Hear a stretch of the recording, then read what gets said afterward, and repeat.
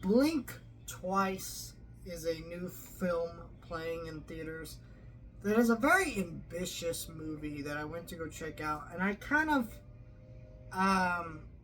didn't know what this film was at first, but then I saw Zoe Kravitz directed it. That made me very interested. Started hearing some decent things. I heard that this movie was making people uncomfortable, and it had a disclaimer at the beginning. I didn't know of what, so I kind of went into this movie knowing a few things, but I mostly went in blind to this movie. And I gotta say, this is one of my favorite movies of the year. This is Zoe Kravitz, Get Out, essentially. This is her version of Get Out. Get Out is one of my favorite movies in recent years. It is definitely one of the best movies of the last 10 years. And it is a masterpiece in its own right. And Zoe Kravitz takes a film like that about racism, things like that, and she takes that tone and that vibe of that movie, not entirely, makes it her own, and makes it about another uncomfortable reality going on in our society. There are so many layers to this movie about things we are constantly reading about in headlines, about sexual abuse with celebrities and other people, and the way women get treated in our society and things like that. And there's a lot to read into with this movie. While it's also just a really entertaining movie.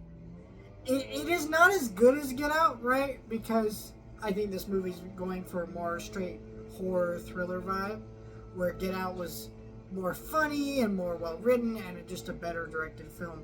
But it's like Zoe Kravitz is an actress, right? And then she goes and brings out this movie that she directed, like literally out of nowhere. I don't think anybody expected this film. And she makes this movie, and as you're watching it, it doesn't feel like a first-time filmmaker. It feels like a very experienced filmmaker tackling this very ambitious project with all these things, with all these layers. It's got some great moments of cinematography. Channing Tatum's performance is freaking incredible, and definitely the best performance I've ever seen from him. I would not object to an Oscar nom for his performance here.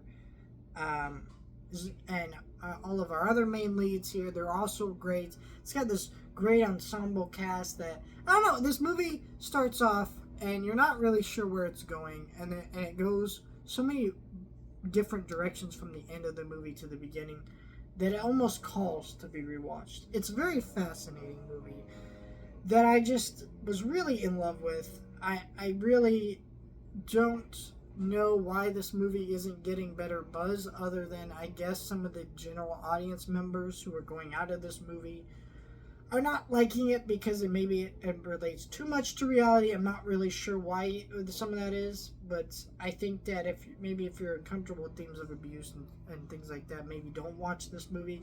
But I don't know, if you're watching It Ends With Us and you're enjoying that movie and you can't stomach this, I'm not really sure what's wrong with you, genuinely. Maybe that's just me.